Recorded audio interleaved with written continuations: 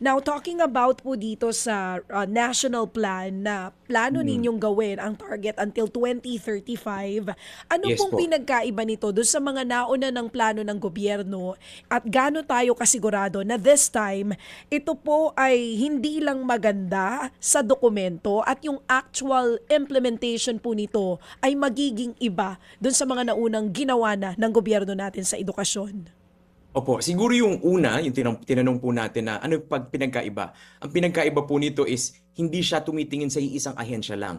Tiningnan niya yung buong ecosystem po ng edukasyon, tiningnan ang kakayanan ng DepEd, TESDA, DOH, National Nutrition Council, ECCD Council, tapos inakma po natin kung ano yung dapat nating makamit sa kakayanan nila, tsaka yung kailangan at kaya nating ilaan na pondo sa mga panahong yon. So ang ginawa po natin, minap out talaga natin yan.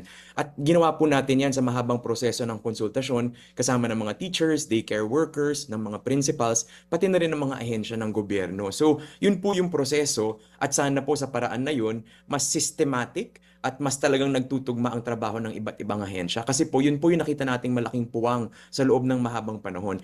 Yung sa ikalawang tanong po na paano natin masisiguro, sa totoo lang po, nasa sa atin yan.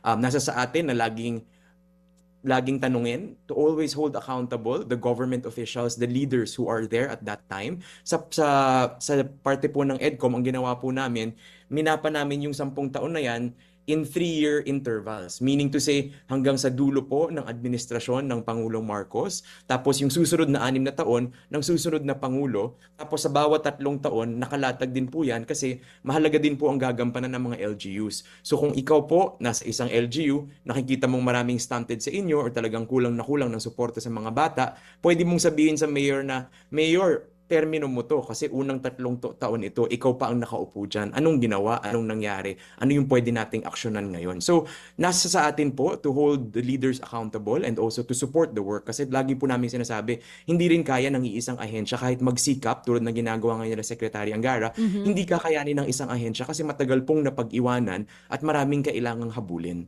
Mga kapatid, brothers and sisters, saan ka pa? Dito na tayo sa totoo. Dito na tayo sa True FM. Mga kapatid, mag-subscribe and follow po kayo sa social media accounts ng True Network PH. Yan po kami. Hanapin nyo lang True Network PH, Facebook, Instagram, YouTube, TikTok, and podcast. Mapa Apple or Spotify man yan, mahahanap nyo kami. Lahat ng mga napapanood at napapakinggan nyo po sa programa, nasa social media accounts namin yan. So, paano mga kapatid? See you sa social media!